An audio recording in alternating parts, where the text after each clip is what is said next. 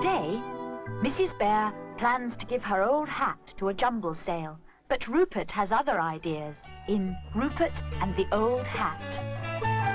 There's a little bear like you've never seen before, who's a lot of fun. Children everywhere go to love him more and more. He's the number one. There's a million stories to be told of the things that he's done, and he's gonna share them all with you, so come along. Rupert, Rupert the bear, everyone sing his name. Rupert, Rupert the bear, everyone come and join in all of his games. Mrs. Bear is sorting out some things for the jumble sale. Now, where did I put that old hat? She asks. Oh, Daddy, that does look funny. I simply can't believe I once wore it. It looks even better like this. Oh, dear, it won't even do as a flower pot. Never mind, someone might find a use for it.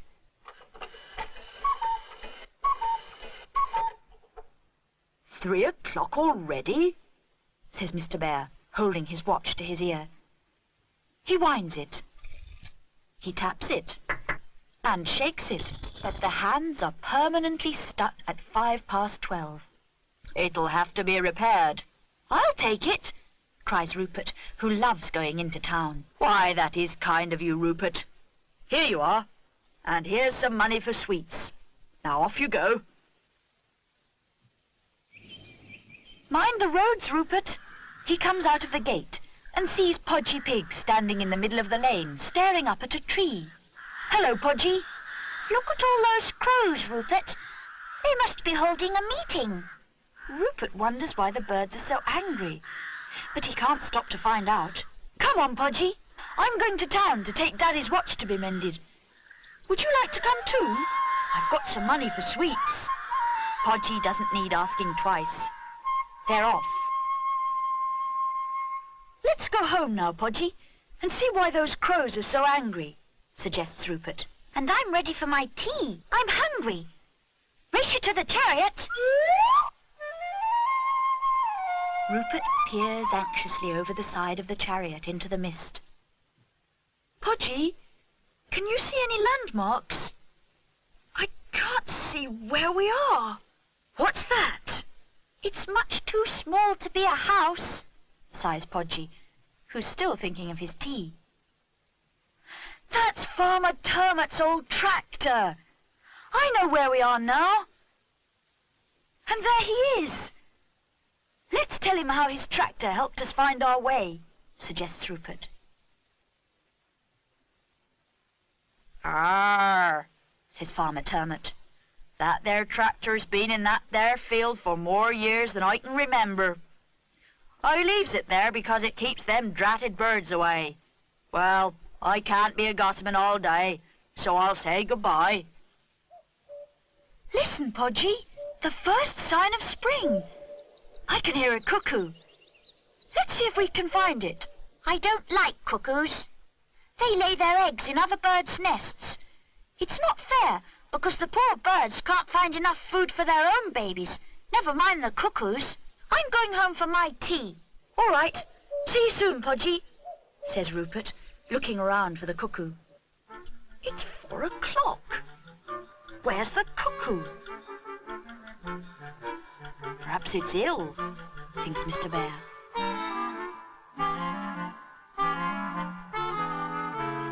He knocks gently on the door and opens it. But it's not the clock cuckoo. It's a real bird. "What are you doing here?" asks Mr. Bear. "Your cuckoo went to see his cousins," chirps the bird, "and he asked me to take his place. But I'm stuck." Mr. Bear lends a hand and helps him out.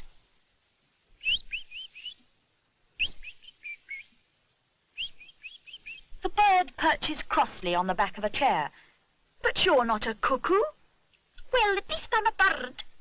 But I'm afraid you'll have to wait for yours to return. I'm not going back in there. Rupert is still busy tracking the cuckoo. He can hear its calls getting louder and louder and nearer and nearer.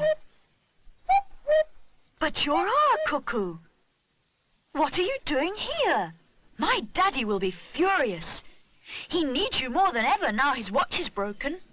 I've come to warn the real cuckoos that the birds in Nutwood are going to drive them away because they're tired of being used as foster parents. We must find a safe place for your cousins, says Rupert to the wooden cuckoo, and make them promise to bring up their own children. Now do please come home. No, I shan't, says the cuckoo. I'll stay until I find my cousins. And before Rupert can catch him, he's gone. Rupert racks his brains, trying to think of a safe place for the cuckoos to build their nest. I have it! He exclaims excitedly, and he remembers what the farmer had said. I leaves it there because it keeps them dratted birds away. Can I have the old hat? Rupert asks his mother. I think I found a use for it. Yes, of course. Wasn't that the cuckoo clock? Now why should it cuckoo at 4:20?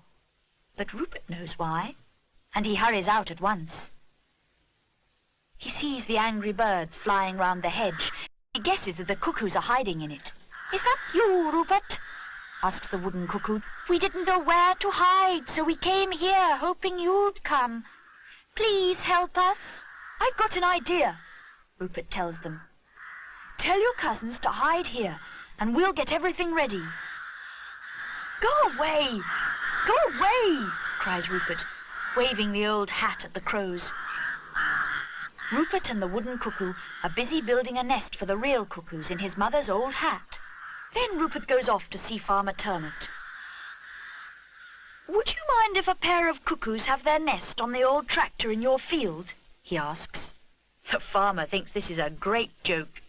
He doesn't believe that Rupert can make the cuckoos look after their own family. 'Tis against nature. They'd never do such a thing, he laughs. But you'd be welcome to my tractor. Rupert is delighted and hurries back to tell the cuckoos his plans. Your nest is all ready for you, says Rupert. But you must promise to feed and look after your own family from now on. And the cuckoos do. Mrs. Bear is looking out of the window. I've never seen anyone speak to a hedge before, she laughs. How can I get them and their nest safely to the nest on the tractor, thinks Rupert.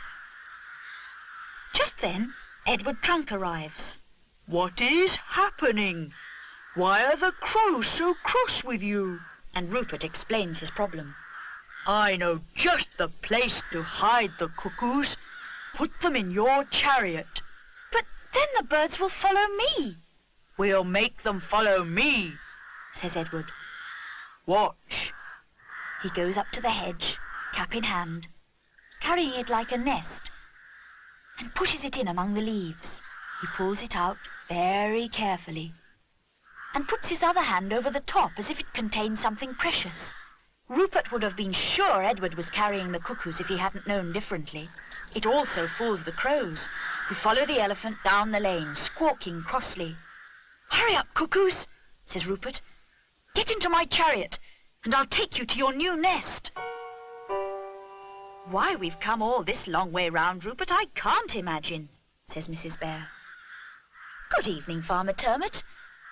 What are you looking at?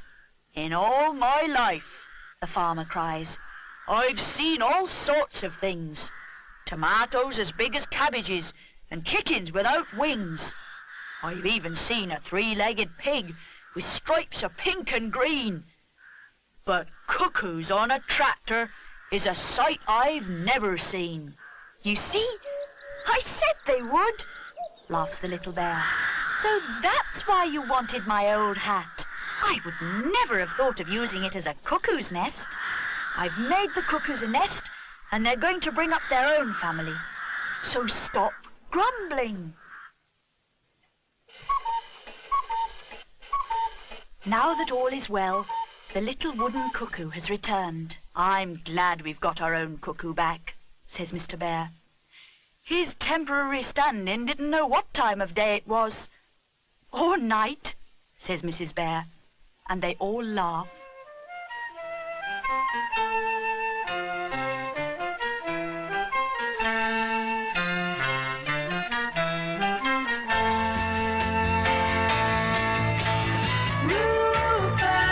Rupert the bear, everyone sing his name.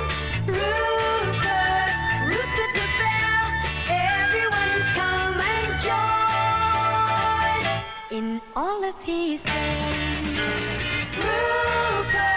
Rupert the bear, everyone come and join in all of his games.